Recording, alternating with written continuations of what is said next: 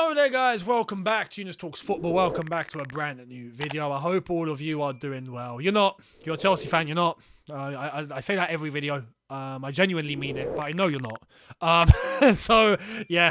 just hope you're all doing well, at least to some capacity. It's finished Brighton 1, Chelsea 1. Unbelievable. We're going to get into it properly, because there's things that need to be said. Before we do, I want to let you know a couple of things. Immediately after this, you will be getting the daily recap, as I normally do, of the Africa Cup of Nations. Some big results today, some big eliminations. So, make sure you catch my review. Immediately after this has been uploaded. So if you're watching a lot later, both videos will already be up. So enjoy both. As well as that, this video is brought to you and sponsored by the OneFootball app. Make sure you download the OneFootball app. Link in the description for all of your footballing needs when it comes to your team stats, your player stats, your news, any results, any fixtures, your standings, whether it's this league, another league, this team, another team, anywhere in the world, you'll find it there to do in the OneFootball app. So make sure you hit the link in the description, download the OneFootball app and enjoy. Let's get into this. Where do I start? I said this on my watch along. I'm starting to reach a point now where I don't know what to say. I normally have a lot to say. I'm starting to reach a level now where I just don't know what to say. Because nothing works. Now we're at a point where nothing works. Literally. In terms of attacking, nothing works. Nothing. It's dead. It's like beating a dead horse. It's not going to wake up. It's dead. That's what it feels like anyway. There's nothing, and I have to pin this out now. I haven't said this, and I haven't said this purposely, because I thought, you know what, give it a run. Give it a run of games, and let's see what happens. But I think now is the time to say that you can see body language is speaking a lot here. This team is unsettled. There is something wrong in this dressing room.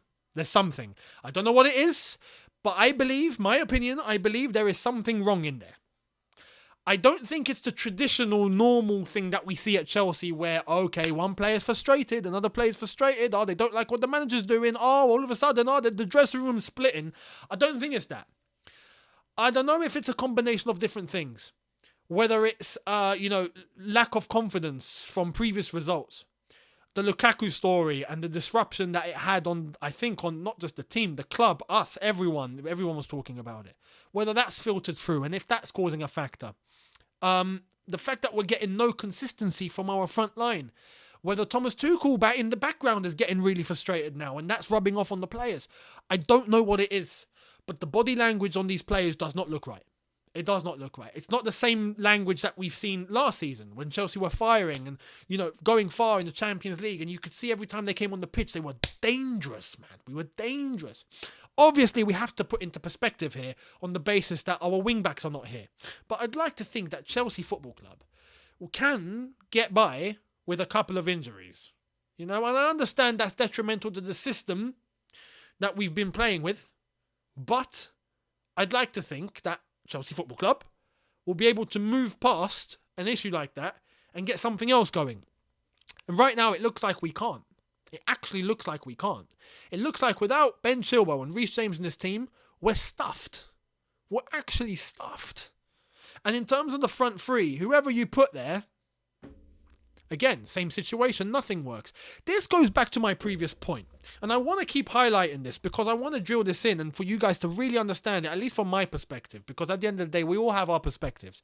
But from my perspective, prior to the Man City game, when we had Mason Mount play, for example. And you remember I was saying, look, he needs to be dropped, right? He's in bad form. That's it. Game over, right? He needs to be dropped.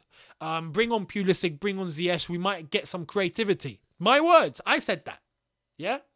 They played against Manchester City. Now, personally, I wouldn't have played Lukaku, and you can go back to that preview. I would have stuck Timo Werner or Kai Havertz up there, and I did say that. But anyway, a striker, cool. We pick one. All of a sudden, against Man City, Pulisic, Ziyech drop stinkers. Now we bring them off. We bring Mount back into the team. We bring Hudson-Odoi in. Ziyech keeps his place. Thankfully, he got the goal. Lukaku's still there. Still, nothing works. Mount, again, passenger. Hudson-Odoi, poor overall. Poor. Ziyech got the goal. and done the one thing I think we've all been screaming for, which is shoot, please. When you get a chance, hit it. When you get a chance on the edge of the box, when an opportunity arises, I'm not saying just, get the ball and hit it. Just hope. Right? No. When the opportunity arises, take it. Because we seem to have this obsession where we want to try and walk the ball into the net and like pass it in little 2-yard passes, and all of a sudden we're next to the flipping goal line, and I don't know, what's next? Someone's going to go down to the ground and tap it in with their head? Like, no. We can't do that. We got to stop doing that. It seems to be a bit of an obsession. Ultimately, we're not getting the best out of our front forward anyway. And he's not helping himself in terms of Lukaku. That's another story. I'm going to come to him in a bit. So anything that Thomas Tuchel goes with in that front three just does not work. So what does he do? Now on the flip side, there's two more problems here that I want to discuss. Thomas Tuchel waiting to the 77th minute to change and start making substitutions baffles me. And I expect better from Thomas Tuchel. I mean, I look at Thomas Tuchel and I think, you're a wise guy. You know what's going on. Why he has to wait until minute 77 to make the first substitution is bonkers.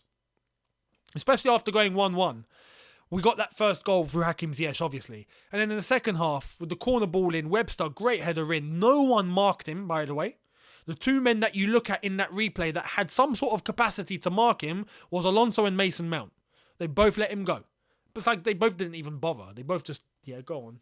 You know, like, it's crazy. But going forward, 77 minutes to make a substitution in a game like that, where all of us were screaming as soon as we went down to 1-1, at least minute 66, minute 67, around there, but bring it on, that's it, bring them on. He doesn't change it. He changes into minute 77, and then he makes the substitutions. That's concerning. Because then like, what game are you watching, TT? All of us can see it. You can't? That's a bit mad. And then he did bring on Kai Havertz. He brought on Timo Werner. He brought on Kovacic to try and add some more of an attacking flair to it. And we looked better a little bit, at least, in terms of going forward. We started to look like we were properly dominating and piling all the pressure on, which is something we should have done very early on. But again, the chances, we didn't really create a chance. You know, we had a couple of shots from outside the box that went into row Z. We had crosses, little low-driven passes and crosses into the box that got hit by the first man, or blocked by the first man, blocked by the defenders, cleared out, very easy, constant.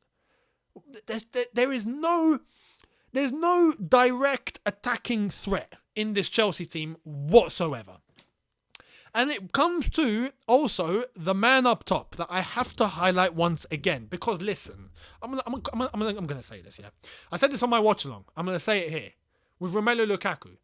This excuse now that he's not getting service, sorry, it doesn't cut anymore. No, it doesn't slide. Why? I'll tell you why.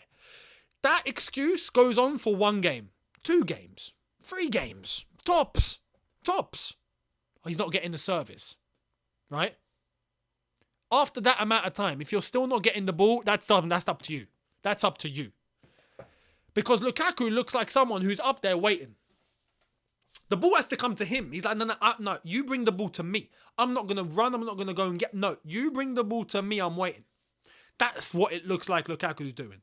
I'm sorry. You know what we used to call them back when I was at secondary school? I haven't said this word in 14 years. The first time I said it was today on the watch along, and I'm going to say it again. Lukaku looks like a goal hanger. He looks like a goal hanger. He looks like a Van Nistelrooy. The only difference is Van Nistelrooy actually used to be some sort of threat in the box. You know, I think he's only scored 1 goal outside the box in his life. Van Nistelrooy, I think his Man United career. Everything else was in the box. He was a poacher, but he was an effective one. Lukaku just looks like someone that's like, no, you bring the ball to me. I'll wait. And then when he does get the ball, doesn't really do anything with it. Whether it's his first touch that lets him down, whether he's running in the wrong direction, whether he makes the wrong dribble and he gets tackled, he gets intercepted, he gets dispossessed. Constant. And it just doesn't look like there's anything there. If we wanted to get a goal hanger, right? If we wanted to get a target man or someone to just stay up there and just wait for the ball, we could have just kept Olivier Giroud. Because at least he was effective. Do you see the difference? We wouldn't have spent 100 million. If we wanted to not spend 100 million and get a poacher, we would have gone and got Shane Long, you know, or Chris Wood, or someone from flipping Burnley. I don't know. Well, we'll go and get Andy Carroll from A&E FC. We'll get someone like that because it's a lot cheaper, and at least you know what you're getting with him.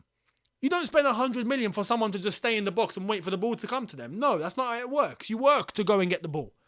As I've said, there is the excuse if you're not getting enough service 1 game, 2 games, 3 games tops. After that, if it's not you and everyone around you is getting the ball, it's up to you. You're not moving in the right positions. And one example of that was in the second half when Ziyech was dropping into the middle to occupy the position that that Lukaku should have been in when Ziyech won that free kick where Alonso hit it, and I think it hit the wall, I'm not sure. But when Ziyech came central, just on the edge of the D, and Lukaku was still in the box, that's where Lukaku needed to be.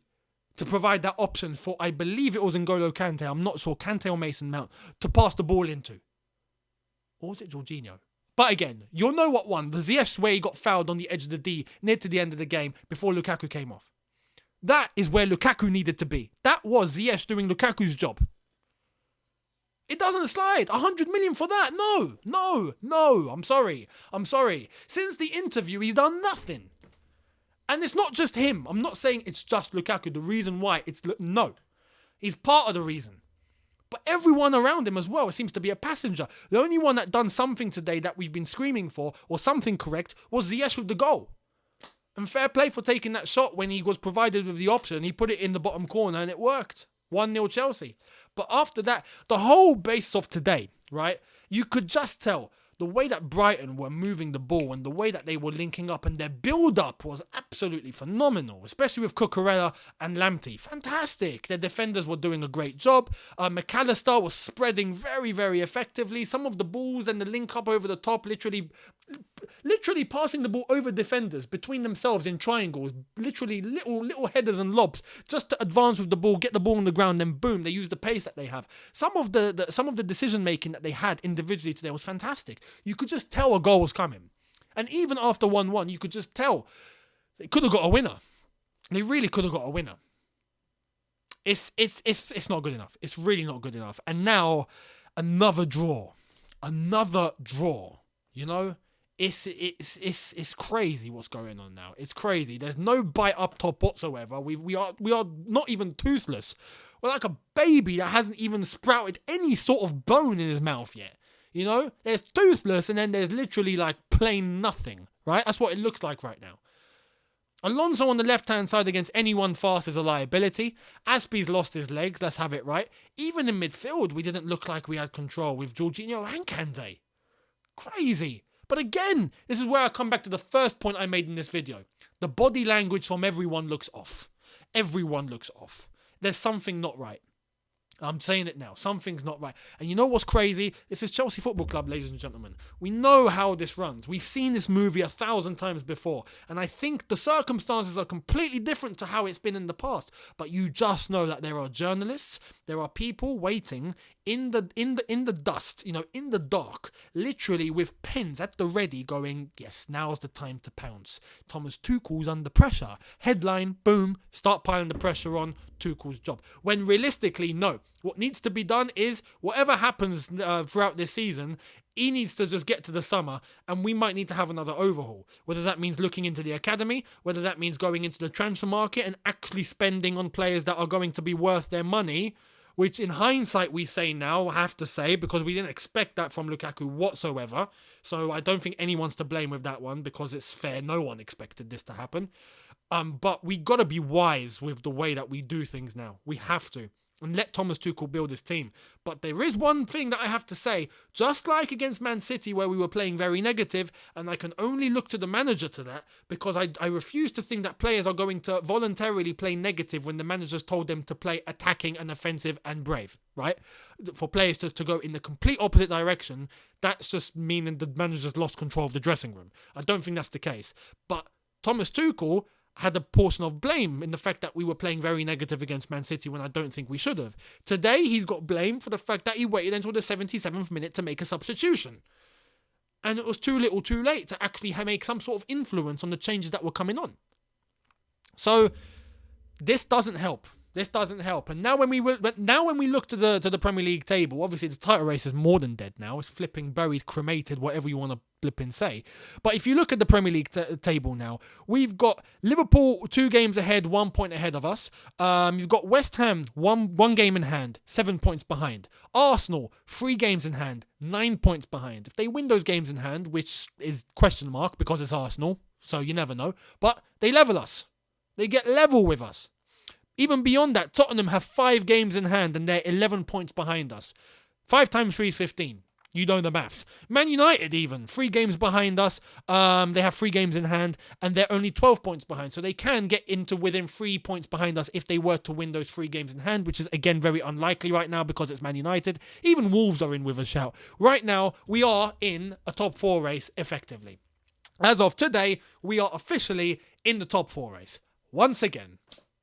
And right now, this form needs to improve if we want to even think about going to the Club World Cup and picking up silverware and dominating whoever we're going to play in the Carabao Cup final. And we need to get our mindset sorted because, as I've said, I truly believe there's something wrong with body language here. And there's something that's going on behind the scenes that we just don't know that's affecting the players and the morale and the atmosphere. It's just not right. We're just not playing together. Something's off. So I'm going to let you, in the comment section, let me know what you think is going on. How do you see it from your perspective? What's up? Let me know. I'd love to hear it. What did you think about today's result? It's a poor result once again. But I have to say, credit to Brighton. They absolutely played very, very decent. Got a result that they needed. They could have got more. They went for it. They were brave too. They were unlucky. And they had some very, very good individual performances today. So credit to Brighton and Graham Potter for setting them up in a very effective manner as well. Made life very hard. So fair play to Brighton and Graham Potter. But again, let me know. Thank you all so much. Hit the subscribe button if you are new. Hit the notification bell to be notified once I've uploaded. Smash the like button if you've enjoyed this. And I will see all of you later on for the AFCON daily recap that I normally do. So I'll see you then. Have a good one, people. See you in a bit. Take care and peace.